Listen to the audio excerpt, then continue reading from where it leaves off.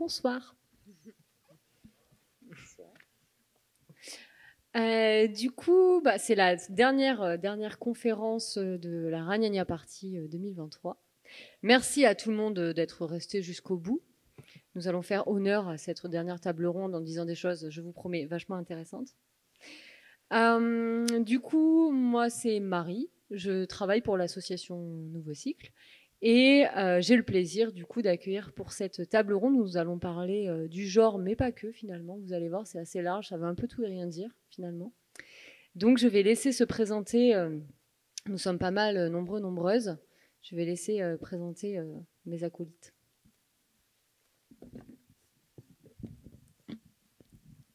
Je commence. Moi, c'est Kurt. Je travaille donc pour le Gyrophare, qui est le centre LGBTI+, de Bordeaux et de Gironde. Et je suis ravie d'être avec vous aujourd'hui. Moi, c'est Johnny, ou Sarah en civil. Du coup, mes pronoms sont elle et elle en civil et il en drag. Je fais du drag king. Voilà. Moi, c'est Rose, je suis artiste drag, donc je fais du king et du queen. Et mes pronoms sont yel et elle hors drag. Et après, en fonction des personnages, quand j'ai un personnage plus féminin, elle. Quand j'ai un personnage plus masculin, il. Moi, je suis Essiel, j'utilise tous les pronoms. J'ai eu un de la part de Incrasso, qui est une des associations bordelaises pour et par des personnes trans et ou non-binaires. Là, je suppose qu'il y en a certains qu'on a déjà et certaines qu'on a déjà perdus. Il y a eu plein de mots vachement compliqués qui ont été donnés.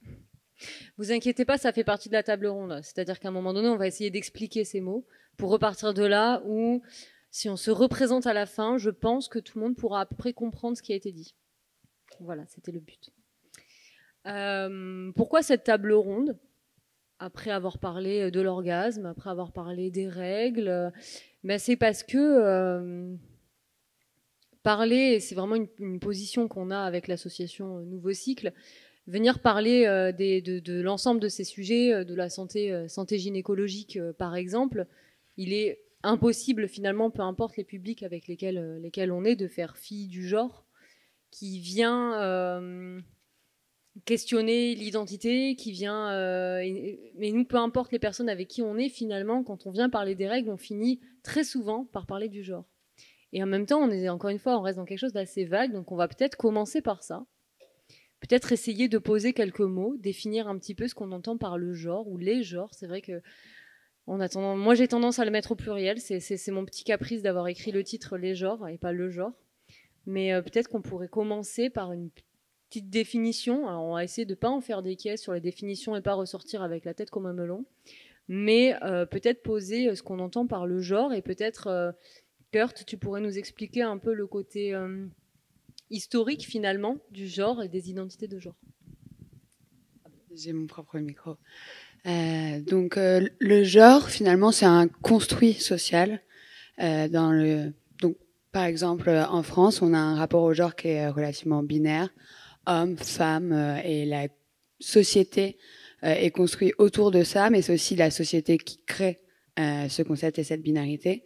Donc, une des choses importantes à préciser, je pense que c'est le genre, c'est comment on se ressent et aussi comment les gens nous font ressentir, mais ça a pas nécessairement, ça n'a pas de rapport avec les organes génitaux, la manière dont on est sexué à la naissance.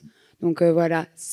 Ensuite, en fonction de justement si on se sent à l'aise dans l'association genre plus organes sexués, on va être une personne cisgenre. Si on n'est pas en accord avec ça, on va être une personne transgenre. Et si justement, finalement, les organes sexués sont un peu secondaires dans notre comment on se construit, mais que par contre notre rapport au genre est au-delà de la binarité qu'on y met homme-femme, là on va plus ressentir non-binaire ou à genre ou gender fluide. Voilà, ça fait quand même déjà pas mal de termes. Mais tout ça, c'est pour expliquer que c'est quand même un rapport très social. Et le nôtre, par exemple, on a un rapport judéo-chrétien, c'est très religieux. Et justement, sur le genre et sur son histoire, si on s'échappe un peu de ce qui se passe ici en France, il y a quelques années, parce que c'est vrai qu'il y a un changement qui s'est initié quand même, voilà, si on se déplace dans le temps ou géographiquement, on voit que le rapport au genre et notamment aux personnes transgenres ou non binaires, enfin en tout cas pas ce rapport juste cisgenre, va être beaucoup plus accepté, voire valorisé. On voit qu'il y a beaucoup de personnes donc que nous on va appeler trans, mais qui sont pas justement nommées comme ça. C'est d'autres mots. C'est une approche culturelle complètement différente. On peut prendre l'exemple des IRAS. En Inde, par exemple, c'est des personnes qui ont des postes, en fait, justement, avec ce rapport au genre qu'elles ont. Il y a un rapport au spirituel, au religieux, au sacré. Finalement, il y a presque une connexion qui se fait. C'est comme s'ils avaient compris quelque chose d'autre et que ça leur permettait une meilleure communication avec l'univers. Et du coup, ils ont des postes vraiment plus de chaman, de guide. Et ça, c'est en Inde, c'est en Polynésie, c'est vraiment un peu partout. Et on voit que notre rapport, et justement le fait de venir mettre nos mots de personnes blanches, occidentales, ça a stigmatisé ces personnes. Enfin, le problème, c'est que maintenant, c'est même plus forcément un exemple. C'est à cause de la colonisation, on voit que c'est des personnes qui ont été mises de côté, justement désacralisées et souvent hyper précarisées du fait de l'arrivée de la religion dans ce modèle. Et je pense qu'on a le même problème en France, hein, la place de la religion dans ce rapport, hein, que ce soit identité de genre, orientation. Est-ce que peut-être, Eziel, tu voudrais dire comment l'association Ancre, pour le coup, peut-être définit le genre, ou comment vous accompagnez les personnes qui pourraient, qui seraient potentiellement en questionnement, etc. Comment vous parlez du genre avec l'association Ancre, qui est quand même une asso qui est aussi très ancrée dans le Bordelais. On nous en parle de plus en plus. On entend parler de vous un petit peu partout, et c'est vrai que c'est aussi intéressant de pouvoir vous avoir avec nous, parce que vous accompagnez dans vos missions des personnes qui potentiellement auraient des questionnements sur leur genre. Est-ce que tu pourrais revenir un petit peu sur vos définitions? Comme Kurt l'a dit, on a le sexe biologique qui va être la partie biologique, la partie qu'on ne contrôle pas d'une personne. Il y a ensuite le genre qui va être l'ensemble de tout l'aspect social et expression, etc. Voilà, c'était plutôt bien expliqué. Et ça va aussi surtout aller avec le côté identité, le ressenti de la personne. C'est surtout sur ça c'est surtout de ça qu'on parle. On parle du fait que en fait c'est quelque chose qui est parfois compliqué à exprimer. C'est compliqué de mettre des mots dessus parce que c'est quelque chose d'identitaire, c'est quelque chose des ressentis, c'est très personnel, c'est très intime, et du coup on va avoir des personnes en face qui vont pas forcément avoir des mots pour dire en fait je suis trans, en fait je suis non binaire, en fait je suis une femme, en fait je suis un homme, je suis un genre, mais je sais pas l'expliquer, et c'est complètement ok. C'est ça qu'on essaie de transmettre déjà d'abord. On les félicite parce que c'est compliqué de franchir, c'est pas de dire en fait ce que je ressens c'est légitime et je vais le dire au monde. Et après on discute de comment la personne veut exprimer ce genre. Ok, est-ce qu'on peut passer par une transition médicale et passer par un traitement hormonal? Est-ce qu'on peut juste passer par une transition sociale et juste changer ses pronoms, et c'est le pronom utilisé, le pronom d'usage au sein de son groupe social? Est-ce qu'on va essayer de faire d'autres choses? C'est quelque chose de très personnel. Il n'y a pas de parcours de transition qui se ressemble. Tout est, voilà, c'est le côté de l'identité de la personne. Du coup, c'est très personnel. Nous, on est juste là pour accompagner, pour soutenir la personne et pour donner des conseils lorsqu'on peut. Merci. Est-ce que c'est une question qu'on entend vraiment très régulièrement? Est-ce que l'on choisit son genre? Absolument pas. Absolument pas. Je vais revenir sur mon parcours avec mon identité. Depuis tout enfant, j'ai jamais réellement accroché à la définition de femme. et à comment c'était autour de moi. Mais j'ai grandi avec ce cadre tellement bloqué de une femme, c'est pas de poils, c'est doux, c'est lisse, c'est propre, ça range. Et moi, j'étais une gosse bordélique. Enfin, je le suis toujours. Euh,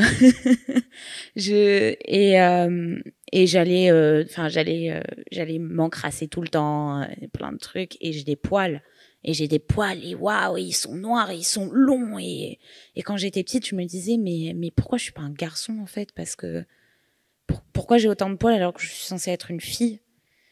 Et ça a toujours été dans un coin de ma tête et j'ai jamais réellement accroché à cette définition. Je me vois pas comme une femme, je me vois pas comme un homme, je me vois comme moi personnellement.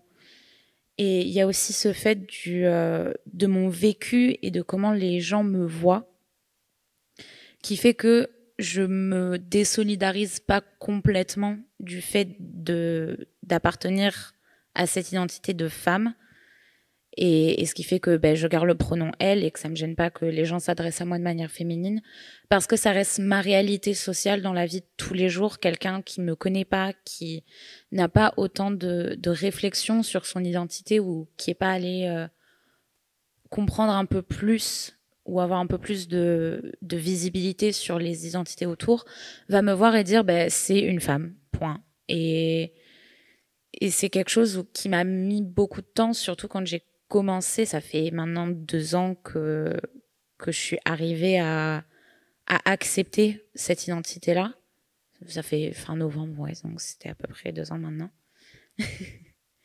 Et il y a vraiment ce fait de, quand j'ai tout juste commencé, j'étais en mode, mais c'est de la merde, pourquoi je suis censée souffrir de ça? Je veux plus être reliée à quoi que ce soit. Et quand on se sent beaucoup plus à l'aise dans notre identité, on commence à se détendre et à beaucoup plus accepter comment on est perçu par les gens derrière, enfin autour de nous. Le fait du coup de pouvoir exprimer son genre, ou ça fonctionne aussi pour son orientation, ça s'appelle du coup faire son coming out. Une nouvelle fois, on peut aussi le mettre au pluriel. Généralement, on parle plutôt de faire ses coming out. Est-ce que Johnny, tu voudrais expliquer ce que ça veut dire, faire ses coming out? Pourquoi on le met au pluriel? Du coup, pour moi, quand on dit faire ses coming out, ça veut juste dire que tout au bout de notre vie, comme on vit et on navigue une société qui est encore très cis-hétéropatriarcale, à chaque fois qu'on va devoir se présenter à un nouveau groupe de personnes, à chaque fois qu'on va rencontrer quelqu'un de nouveau, on va devoir redire et réaffirmer notre identité face à ces personnes-là, peut-être genre le réexpliquer et passer par tout ce processus qui est genre, est-ce que je peux être moi-même avec ces personnes-là? Après genre le dire, après peut-être devoir les éduquer. Donc pour moi ça sera ça. Tu voudrais compléter, Kurt, par exemple? C'est vrai que autour du coming out, il y a cette idée de, enfin, et la question est tout, on est en mode, et toi, ton coming out, comment il s'est passé? Et souvent, finalement, c'est cette référence un peu aux parents, je pense, hein, parce que c'est ce moment un peu décisif, surtout en fonction de l'âge, mais voilà, les parents ont quand même des attentes de leur enfant, et du coup, quand on répond pas au schéma social et que du coup on répond pas forcément aux leurs non plus, ça peut être compliqué, et puis on projette, mais c'est vrai que les autres coming out, mais c'est vrai qu'ils sont répétés tout le temps, finalement ils sont un peu moins importants, parce que c'est aussi un moment où si on le fait, c'est justement qu'on se sent à l'aise, que on se dit que c'est important, que la personne peut le recevoir, et ça déjà ça met en confiance. C'est aussi le fait qu'on soit arrivé à assez d'assurance et de compréhension des autres et du monde et de soi-même pour en arriver là, alors qu'avec les parents c'est un peu presque une obligation, et finalement c'est ça qui est hyper agaçant aussi, le simple fait d'avoir à faire un coming out, d'avoir à expliquer que on n'est pas dans la ligne directrice et qu'il faut le signifier à chaque fois. Est-ce que je pense pouvoir aider quelqu'un en faisant son coming out à sa place? Est-ce que c'est quelque chose qui se fait? C'est intéressant comme question. On a récemment reçu justement une demande qu'on accompagne quelqu'un. C'était quelqu'un qui cherchait des professionnels pour l'accompagner. Et ça m'a fait réfléchir le fait que cette personne l'exprimait comme ça, des professionnels. Parce que c'est vrai que ça demande beaucoup des compétences de faire un coming out. Ça demande de la médiation, de l'éducation, plein des choses. Et malheureusement, c'est quelque chose qui reste très personnel. Souvent, c'est mieux pris par la famille ou par les proches quand c'est fait par la personne face à face. Après, ça reste toujours une question de sécurité. Est-ce que la personne va être en sécurité si elle fait son coming out face à ses proches? C'est surtout sur ça c'est surtout à ça qu'on réfléchit. Le coming out, ça reste quelque chose de personnel parce que c'est l'identité à la personne. Après, pour accompagner éventuellement, comme pour faire revue psy ou juste être là en soutien émotionnel pour la suite, ça c'est quelque chose qui peut être très précieux. Possiblement si la famille est d'accord d'accompagner la personne, d'être à côté sans forcément faire le coming out à sa place. Parce que c'est vrai que c'est très difficile comme expérience à faire. Voilà, un coming out surtout avec une famille qui s'y connaît pas trop ou qui ont des préjugés. Mais en tout cas, moi personnellement, je serais plus de l'avis de faire son coming out par soi-même, éventuellement avoir un accompagnement à côté pour gérer les émotions qui viennent avec, parce que forcément il y aura des émotions. Mais oui, ça reste quelque chose de personnel comme son identité. Je pense que c'est important aussi, notamment quand on a finalement des proches qui sont out avec nous. Qu'est-ce qui se passe quand on est dans un nouveau cercle? Notamment, prenons quelqu'un qui est par exemple une femme trans non-binaire, avec une expression de genre encore assez masculine, toujours connue dans d'autres cercles, justement, comme un homme. C'est des gens qui vont nous être proches. Qu'est-ce qui se passe quand on change de cercle? C'est bien aussi de se mettre d'accord en fait avec la personne avant d'arriver dans ce nouveau cercle. Ok, avec ces personnes, quel pronom j'utilise? Est-ce que on utilise ton prénom ou celui que tu avais avant? Enfin, encore une fois, vu que comme tous les coming out sont différents, toutes les transitions sont différentes, en fait, chaque personne est unique. Je vous apprends rien.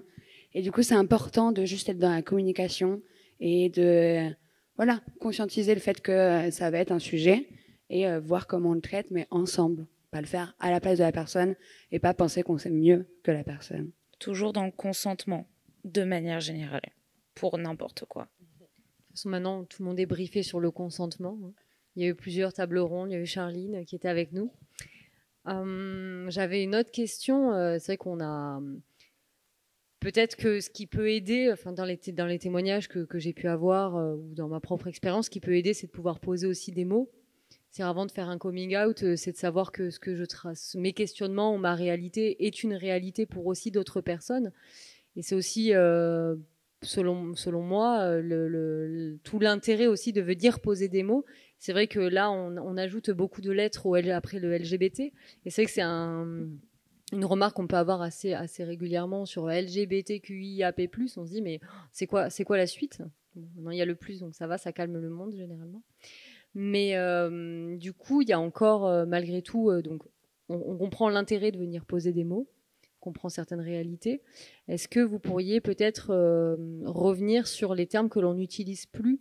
Donc ces termes justement dans le LGBT qui ont évolué, donc je pense particulièrement au terme de transsexualité, qui est un terme qui n'est plus utilisé, et pourtant on a toujours le trans, on a toujours le T, et ça peut de temps en temps créer de la confusion. Il y a des personnes qui peuvent nous poser des questions. Est-ce que vous voudriez revenir sur pourquoi on n'utilise plus le terme de transsexualité et à quoi ça renvoie? Alors, on utilise le terme transgenre, transidentité, transsexuel, c'est out maintenant. Pendant longtemps, ça a été utilisé. Maintenant, c'est vraiment perçu comme une insulte, sauf si la personne décide de se saisir de ce terme et de se définir comme transsexuel. Et dans ce cas-là, les gens ont le droit de s'autodéfinir. Mais si vous êtes une personne cis, l'utilisez pas. Si vous avez un doute, arrêtez-vous à juste trans et faites pas de finale en fait. Et pourquoi on l'utilise plus? Déjà parce que c'est un peu confusant. Il y a ce rapport avec l'acronyme LGBTQIAP+, il y a ce rapport en mode OK, qu'est-ce qui relève de l'identité de genre, qu'est-ce qui relève de l'orientation sexuelle et ou romantique. Et on voit qu'en fait déjà avec le terme transsexuel, on peut faire un basculement sur bisexuel. Est-ce que c'est une attirance? Enfin, non. Encore une fois, les identités de genre, c'est comment on se sent, et les orientations, c'est qui on aime ou désire. Il y a aussi un truc, depuis 2016, c'est très tardif, il y a une loi qui est passée qui fait qu'on peut changer sa motion de genre et son nom sur les papiers d'identité sans avoir subi d'opération de changement de sexe. Donc, ce qui n'était pas le cas avant.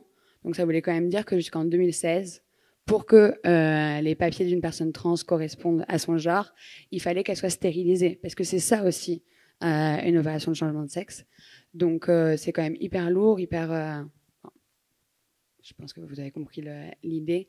Donc, c'est tout ce mélange-là, le fait que ça peut être confusant, qu'il y a ce rapport au sexe, alors que justement, encore une fois, les organes sexués, on essaye de s'en détacher, donc c'est là pour les remettre dans le terme. Voilà, enfin, moi j'en suis là en tout cas dans ma réflexion. Vous êtes tous d'accord, tous et toutes. Ok. Vous avez tout à l'heure, Rose, tu as commencé à parler des poils, tu as commencé à parler finalement des attendus de genre, et tu as un petit peu glissé sur la question de la représentation de genre. Est-ce que peut-être vous pourriez essayer d'expliquer, parce que c'est pareil, ça peut être parfois confusant et on peut avoir nous des questions en disant, par exemple dans l'exemple qu'a dit Kurt tout à l'heure, c'est une personne non binaire mais qui physiquement ressemblerait plutôt à un homme. Du coup, comment je me positionne, comment je vais parler à cette personne, quel pronom je vais utiliser avec cette personne. Est-ce que vous pourriez peut-être essayer de... Et là, je glisse doucement, du coup, un petit peu sur les performances drag que vous pouvez aussi faire, où on vient aussi, dans l'idée, jouer avec ces codes-là et donc de les amener dans la sphère artistique. Donc, est-ce que, par exemple, toi, Johnny, tu voudrais un petit peu expliquer cette différence entre ce qui relève vraiment du genre et ce qui va relever de la représentation de genre, où de temps en temps, on mélange... c'est souvent mélangé et un petit peu confusant. Alors, je pense que le genre est identitaire et que beaucoup de fois, notre identité et la représentation qu'on fait peuvent ne pas être en accordance. Par exemple, s'il y a quelqu'un qui se présente encore où les autres personnes le voient comme homme ou femme, ça ne veut pas dire que cette personne soit homme ou femme. Après... la représentation du genre est aussi un truc identitaire. On a le droit de choisir comment on se présente au monde et quand même être capable de recevoir respect par l'identité qu'on a. Et voilà, je dirais ça. Et toi, Rose, est-ce que tu voudrais un petit peu expliquer par rapport, du coup, en mettant en écho avec du coup, la pratique drag? Il y a un point que je veux vraiment mettre en lumière, c'est que le drag, c'est une performance et pas notre vie, pas notre identité. Le drag fait partie de qui on est, mais c'est pas notre identité personnelle.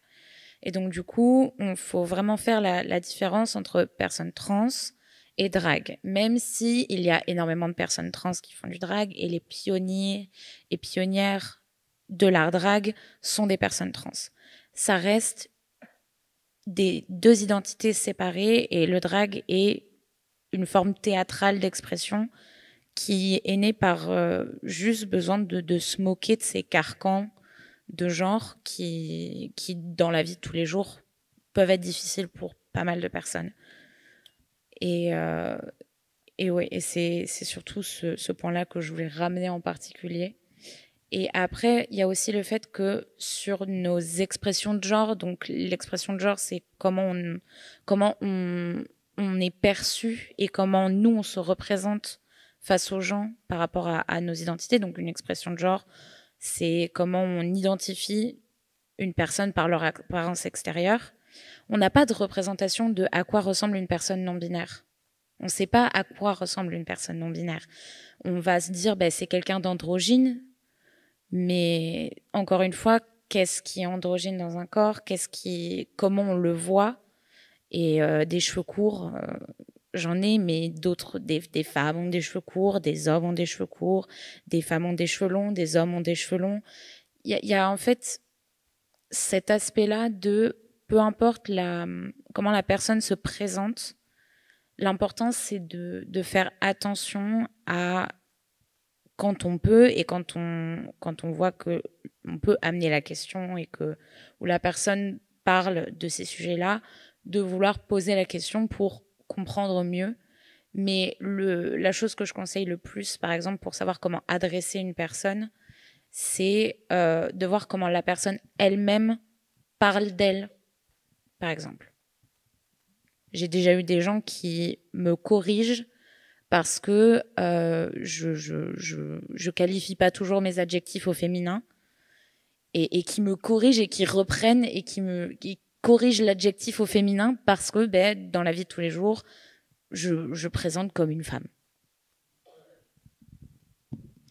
Est-ce que vous pensez que la performance drag peut être un territoire d'expérimentation de son genre et se dire pendant quelque temps, je vais expérimenter un genre qui peut-être me fait rêver, peut-être j'aimerais pouvoir aussi dans la vie civile, comme tu disais Johnny tout à l'heure, pouvoir pleinement vivre ce genre, et je passe par le drag parce que je sais que c'est aussi dans certains cadres, c'est aussi c'est artistique. Et est-ce que vous pensez que du coup ça peut être territoire d'expérimentation? Oui, clairement. Je pense que l'art, en général, ça peut être un catalyseur de transformation et d'introspection. Et du coup, avec le drag, c'est tellement libérateur parce que moi, personnellement, quand je me suis mis pour la toute première fois en drag, j'ai senti que pour la première fois, je me voyais d'une façon dans laquelle je m'avais pas permis de me voir, jamais. Et ça a révélé des côtés en moi que j'avais pas ressortis. Et du coup, pouvoir faire du drag et l'utiliser pour justement genre expérimenter et exprimer des côtés que peut-être j'ai cachés parce que socialisation pendant mon enfance, pendant mon adolescence, je me suis pas permis de ressortir. Ça a été incroyablement libérateur et ça crée vraiment un espace où il n'y a pas trop de règles, où on peut expérimenter et on peut juste oser. Donc oui, tout à fait. Du coup, toi, Johnny, tu es drag king. C'est qu'on en entend un petit peu Oui. moins parler. Peut-être que tu pourrais en toucher deux mots. C'est qu'on entend beaucoup drag queen, un petit peu drag queer, et encore, je suis même pas certaine. Et drag king encore moins. Est-ce que tu voudrais expliquer ce que c'est du coup? Ouais. Alors du coup, pour moi, je pense que chaque artiste drag a une vision différente du drag. Pour moi, personnellement, quand je fais du drag king, je me dis que je reprends des codes masculins de la société. Et du coup, je les molde à ma façon. Et je représente ça sur scène ou en public. Voilà. Ça, c'est pour moi. Ok. Ross, tu voulais réagir tout à l'heure? Oui, du coup, j'ai un peu perdu mon fil de pensée par rapport drag king, drag queen. Oui, c'était de faire de mon côté, oui, par rapport à l'identité de genre et le drag. J'ai deux personnages. J'ai un personnage qui est plus qui est plus sur le masculin et j'ai Roselle Red qui est mon personnage plus féminin. Et en fait, j'ai commencé à faire du drag queen en premier parce que c'est la seule représentation que j'avais avec le drag de Drag Race. Et Drag Race qui est une émission de télé-réalité compétition avec des drag queens qui existent, qui ça va faire bientôt 18 ans aux États-Unis et qui a eu 2 saisons en France. Et en fait, ça m'a vraiment poussé à de la réflexion sur mon identité, parce que quand j'ai commencé à vraiment mieux investir dans mon drag et à comment je voyais le personnage de Roselle Red en tant que femme, ça m'a vraiment déjà libérée personnellement des attentes que j'avais de mon expression dans la vie de tous les jours. Parce qu'en fait, j'avais ce personnage-là dans lequel je pouvais mettre toutes mes visions qui étaient oppressantes et de me dire dans ce personnage-là, je peux mettre toutes les choses que je pense que la société attend de moi. Donc les longues robes, les longs cheveux, les ongles. Après les ongles, je trouve ça beau aussi, donc je les mets. Mais les talons et toujours être parfaite sur toutes les coutures, que tout aille bien, que tout paraisse lisse. Et le king est arrivé, donc mon personnage plus masculin, c'est un king, mais un peu un mime. Vraiment, c'est un autre personnage, donc Chrysanthème. Et lui, je lui mets vraiment beaucoup plus de force artistique. C'est vraiment lui qui me permet d'avoir une plateforme plus artistique sur la chose, où je vais lui donner juste une moustache et je vais aplatir ma poitrine, mais je porte toujours un corset, je porte toujours des talons et je vais pas changer tellement mes manières d'agir. C'est vraiment juste, je prends cette idée de masculinité et je la range à ma sauce et à rendre quelque chose de plus artistique et peut-être un peu plus androgyne. Mais ouais, c'est vrai que quand j'ai créé mon personnage de Roselle Red, ça m'a donné une bouffée d'air et je me suis rendu compte que c'était cette image-là que moi j'avais d'être une femme, et j'ai pu réussir en fait à transférer ça sur un personnage et libérer ma représentation personnelle. Merci, c'est hyper intéressant. C'est qu'un des termes qu'on entend aussi beaucoup et concernant le drag, c'est le terme de travesti. Est-ce que vous voulez en toucher deux mots? Parce que de la même manière, tout à l'heure, on a essayé de dissocier transgenre, transsexualité. Est-ce que vous voulez essayer d'expliquer pourquoi, qui peut utiliser le terme de travesti et à quel moment? Ou au contraire, voilà, quelle est la différence en fait entre la pratique drag, travesti? Parce qu'on l'entend aussi beaucoup et l'amalgame est souvent fait, je pense. Alors, j'avoue, c'est un peu difficile pour moi de donner une bonne réponse parce que déjà, je pense que le contexte culturel est très important. Par exemple, moi, je viens de l'Espagne et en Espagne, je sais qu'il y a travesti à la base, c'est genre une insulte pour les personnes trans, et aussi pour les personnes qui font du drag parce que c'est les personnes qui sont très visibles. Mais il y a un mouvement où les personnes drag vont s'approprier ce terme. Et comme l'a dit Kurt avant pour transsexuel, par exemple, c'est un mot que les artistes drag peuvent s'approprier pour se sentir plus dans son identité de travesti. Mais par exemple, en France, je sais pas comment ça se passe. Oui, c'est vrai que culturellement parlant, on voit que même en Amérique latine, c'est un terme qui est... en Amérique latine, c'est même un terme utilisé par les personnes trans vraiment pour se définir et qui est très fort et qui, du coup, avec notre point de vue culturel, est un peu choquant parfois.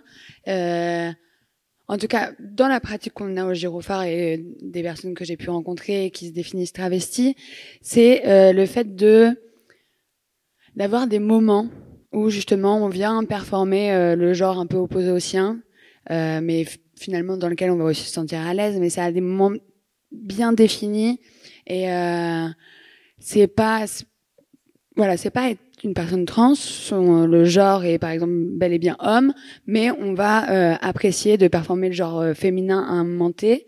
Et je pense que ce qui aussi le différencie du drag, c'est l'aspect performance, donc pas performatif du genre, mais performance, parce que le drag, pour celles qui n'ont jamais vu un show, c'est quand même quelque chose d'intense et de passionnant, et Et il y a quand même énormément de divertissement dans cet art, enfin comme dans beaucoup, mais là ça claque.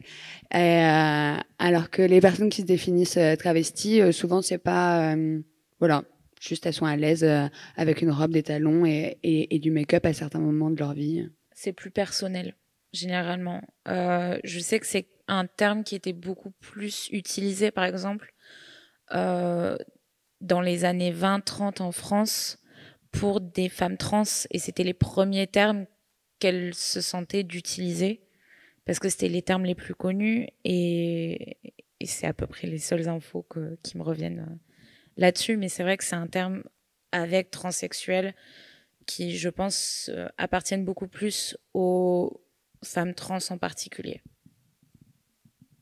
Et une nouvelle fois, comme Kurt a pu expliquer tout à l'heure, c'est un terme où seule la personne peut l'utiliser pour elle-même. Et il est extrêmement indélicat de définir quelqu'un de travesti, par exemple, si cette personne ne vous en a pas donné son accord.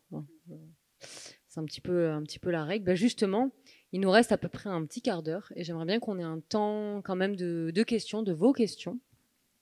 Est-ce qu'on pourrait juste et simplement terminer est-ce que vous auriez, vous, peut-être 2, 3 petites clés, petits conseils? On a pu déjà en donner le fait, par exemple, de ne pas dire l'identité de quelqu'un à sa place. Donc, ça s'appelle être outer quelqu'un, si on donne le terme, mais ne pas donner son identité à la place de quelqu'un. Le fait de ne pas préjuger de l'identité de quelqu'un en fonction de son apparence physique. Ça est aussi c'est aussi particulièrement important. Le fait de faire attention, par exemple, si une personne utilise certains pronoms, d'essayer de les respecter. On peut se tromper. Qu'est-ce qui se passe d'ailleurs si on se trompe de pronom? Au début, c'est vrai que chacune a pu se présenter. Qu'est-ce qui se passe si jamais une personne se trompe? Si on se trompe, on dit pardon et on avance. Et on fait pas non plus tout un pataquès où on va être en mode « Oh mon Dieu, c'est la fin du monde, je me suis trompée dans ton pronom et je vais tellement rajouter pour bien que tu comprennes que c'était pas intentionnel et que c'était pas malveillant. Mais par contre, je vais tellement en faire que c'est toi qui vas porter la culpabilité de ma maladresse. » Non, en fait, vraiment, on dit « Oh pardon, oui, il... » et hop, on continue. Et je pense que c'est un peu ça la clé, voilà, pas en rajouter, mais un petit mot d'excuse, c'est quand même cool. Est-ce que vous avez d'autres petits conseils comme ça à donner à des personnes, par exemple, concernées ou non concernées ou autres, pour faire en sorte qu'il y ait plus peut-être un meilleur, peut-être pas tolérance, mais en tout cas que chaque personne se sente plus à l'aise? Alors moi, je pense, par exemple, pour les personnes non concernées, par exemple, quand vous rencontrez quelqu'un de nouveau, vous pouvez créer l'espace pour que cette personne, par exemple, présente ses pronoms, pas forcément en lui demandant, mais en donnant vous-même les vôtres, parce que même les personnes cisgenres ont des pronoms. Donc vous pouvez juste dire « Bonjour, je m'appelle Émile, mes pronoms sont il. Comment tu t'appelles ?» Et du coup, ça crée l'espace en mode « Si tu veux présenter tes pronoms, tu peux. »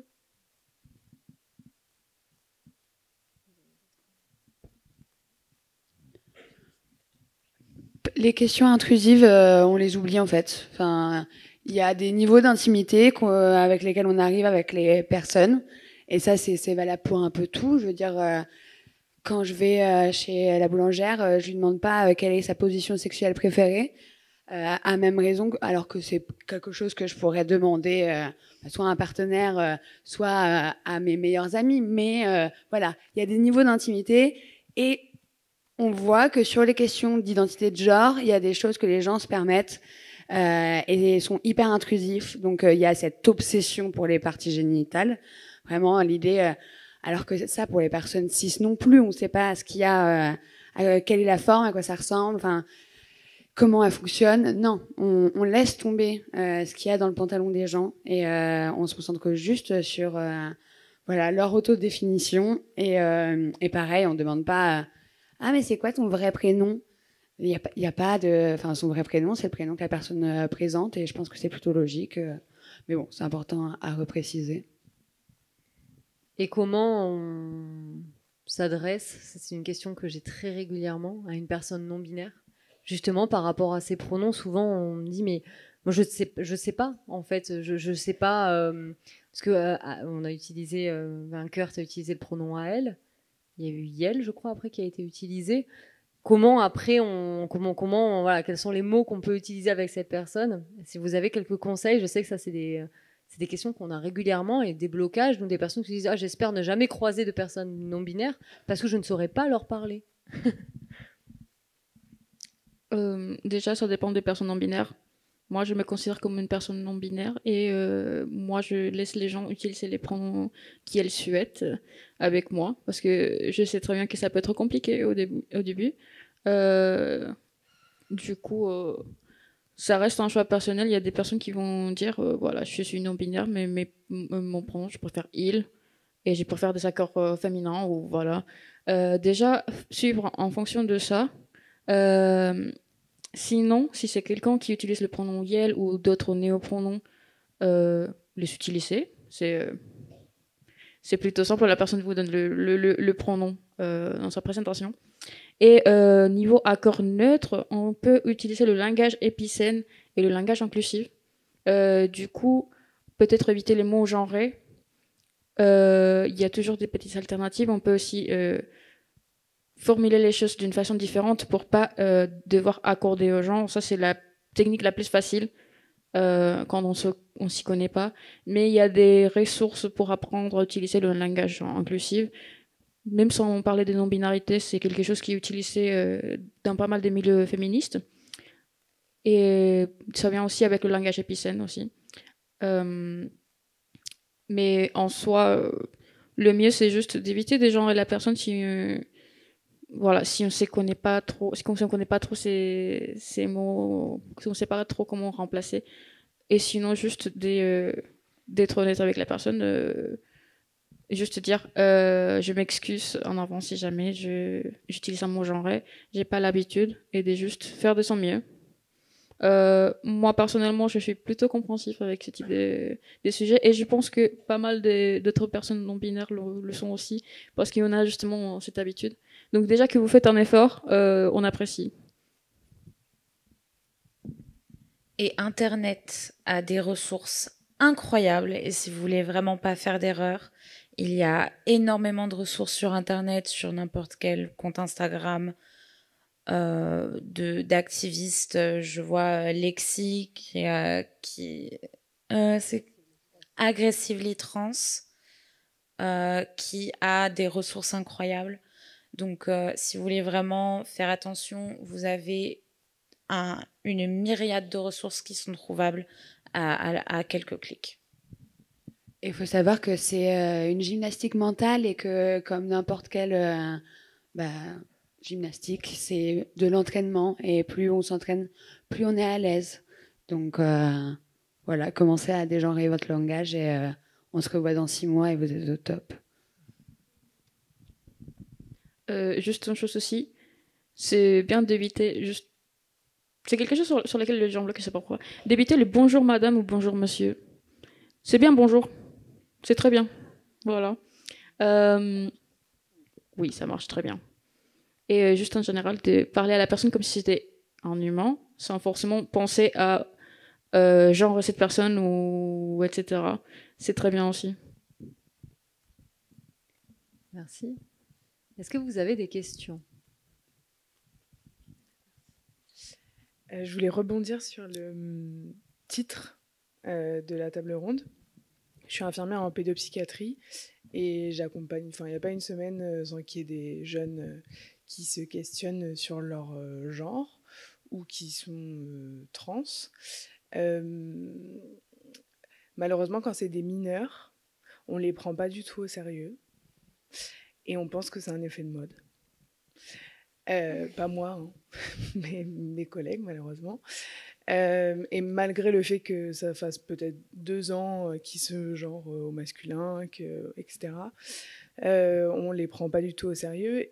Et c'est un gros questionnement dans notre service, parce qu'il y a plusieurs personnes qui sont contre les genrer comme ils le souhaitent et avec le prénom qu'ils demandent. D'autres qui sont pour, parce que bon, ça change un peu rien à notre vie à nous finalement. Mais je ne sais absolument pas comment faire avancer tout ça ce service de pédopsychiatrie où on accompagne vraiment beaucoup de jeunes dans ces situations. Donc c'est quand même un peu questionnant. Syndicat, par exemple, association, Ouais, et résister au fait que les collègues disent non, mais moi je veux pas. Très bien, si tu veux être con, sois-le. Mais de son côté, de donner en fait à la personne qui vient te voir cet espace où dire ok, avec cette personne je peux être qui je suis, avec cette personne je peux respirer en fait, de pouvoir mettre la personne à l'aise et de pas abandonner.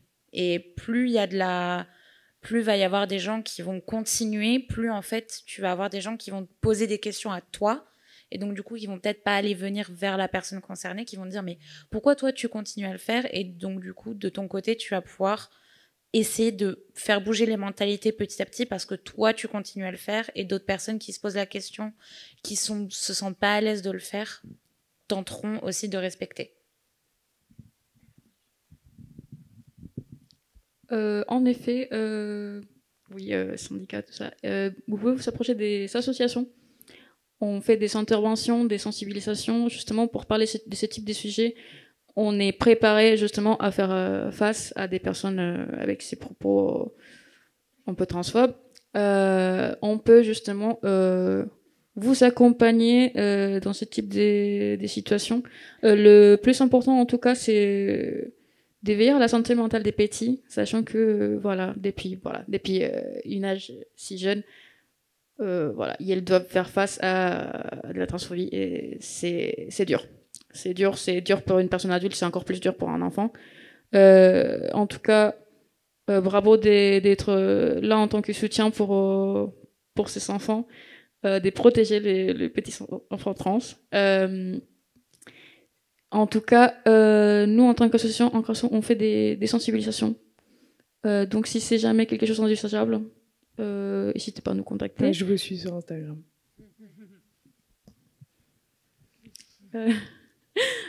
Mais oui, c'est toujours important aussi de rester une personne. C'est toujours important de rester une personne qui accompagne, qui est dans le soutien, et de juste dire ok, c'est une situation qui ne devrait pas arriver, c'est difficile, je suis là pour toi s'il faut, surtout avec des enfants. Mais sinon, si on peut soutenir, on aime bien. On essaie justement d'être là lorsqu'on peut pour accompagner, pour éduquer sur ce type de sujet. C'est vrai que c'est toujours... de toute façon, les transidentités ont toujours été psychiatrisées. De toute façon, tout l'acronyme LGBTQAP+. Mais les transidentités spécialement, et c'est sorti il n'y a pas si longtemps du DSM.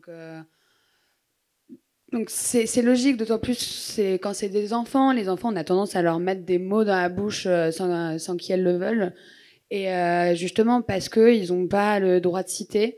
C'est les femmes, les enfants, ensuite les personnes trans. Donc si en plus on est un enfant et on est trans, alors on va juste nous faire taire. Donc oui, vraiment respecter et parler des conséquences. Parce que finalement, et je sais que c'est ce que vous pensez, hein, mais finalement, genrer correctement un enfant, ça coûte juste une parole, et le fait à la limite de s'asseoir sur des constructions qu'on s'est mis dans la tête, mais le mégenrer continuellement et le psychiatriser, c'est par contre le guider plus ou moins rapidement vers des dépressions. 70% des personnes trans sont encore en dépression. Plus de suicides, il y a 7 fois plus de risques de faire une tentative de suicide ou de se suicider. Donc ça, c'est des vrais chiffres. Et voilà, si on met les deux dans la balance, je pense que c'est criant de vérité. Est-ce qu'il y aurait une autre question? Il nous reste à peu près 3 minutes.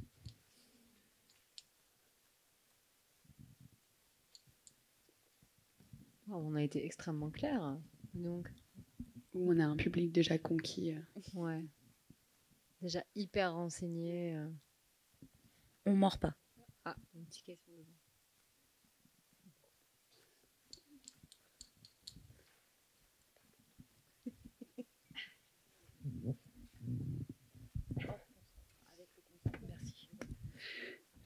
Si je comprends bien tout ce qui a été dit et ce que j'en savais un peu, c'est se sentir dans un genre, c'est social. C'est ce que vous avez évoqué. Et ce qui m'interroge, c'est est-ce que comment se sortir, comment parce que bon, moi par exemple, je suis une femme cisgenre et les injonctions sociales qui me sont faites ne me conviennent pas non plus forcément. Pourtant, je me sens cisgenre, enfin, je me sens dans mon genre. Et quelle est la nuance entre les deux? Comment est-ce qu'à un moment donné, je me dis, moi, je me sens quand même dans mon genre, ou est-ce que c'est la société et l'éducation qui me font me maintenir dans mon genre? Ou, enfin, voilà, c'est assez confus pour moi. En tout cas, c'est pour ça qu'on parle beaucoup d'identité, des ressentis, voilà, c'est l'identité de la personne, c'est ça le genre pour nous. Après, quand on parle de l'aspect social, on parle d'expression, de comment on le vit en fait, parce que ça vient d'abord de soi, ça, voilà, c'est quelque chose de personnel, c'est un ressenti, et ensuite ça va s'exprimer d'une façon ou une autre. Là, on parle de l'aspect social que ça peut prendre. Je sais pas si c'est plus clair ou si. Donc oui, le fait de se sentir cisgenre ou transgenre ou non-binaire, c'est vraiment un rapport à soi et à son ressenti, c'est profond et je pense que c'est aussi inexplicable et impalpable si on le vit pas. D'où l'idée de laisser les personnes concernées en parler. Mais par contre, le fait que avec justement ce qu'on appelle une mode, le fait que ce sujet soit au cœur des médias, qu'il y ait plus de représentation, on questionne notre rapport au genre, mais c'est aussi en questionnant notre rapport au genre de manière féministe qu'on en est aussi arrivé au fait de pouvoir le mettre au milieu de la table en disant ok, il y a rien qui va en fait dans le fait de tout genrer notre rapport au genre. Ces carcans, ces obligations, ces injonctions, personne n'aime ça. Je veux dire qu'on soit une femme et on le sait, les femmes subissent plus de violences. On est au lendemain de la Journée internationale contre les violences sexistes et sexuelles.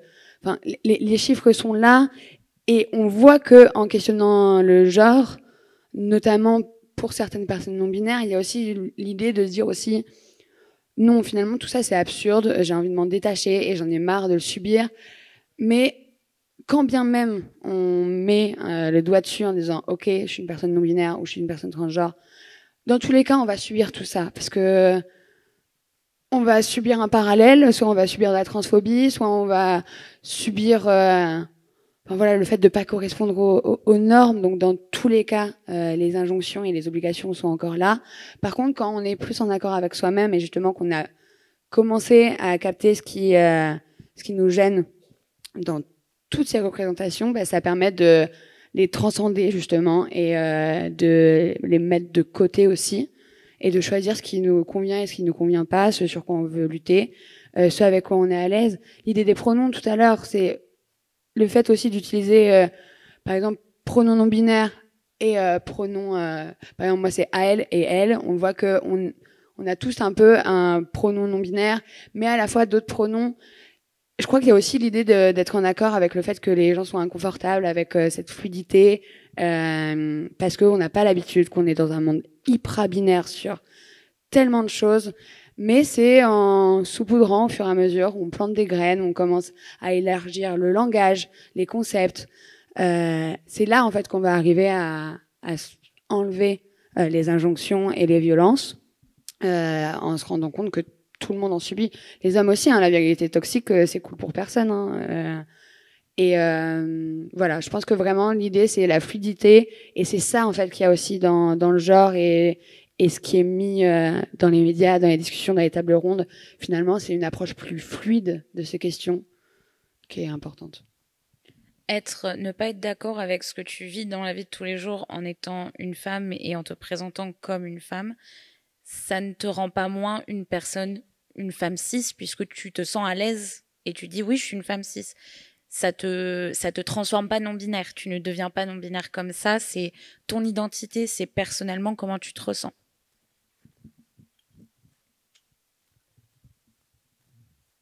Il est déjà l'heure. C'est passé extrêmement vite. Merci beaucoup. Merci à vous aussi. Merci pour les questions.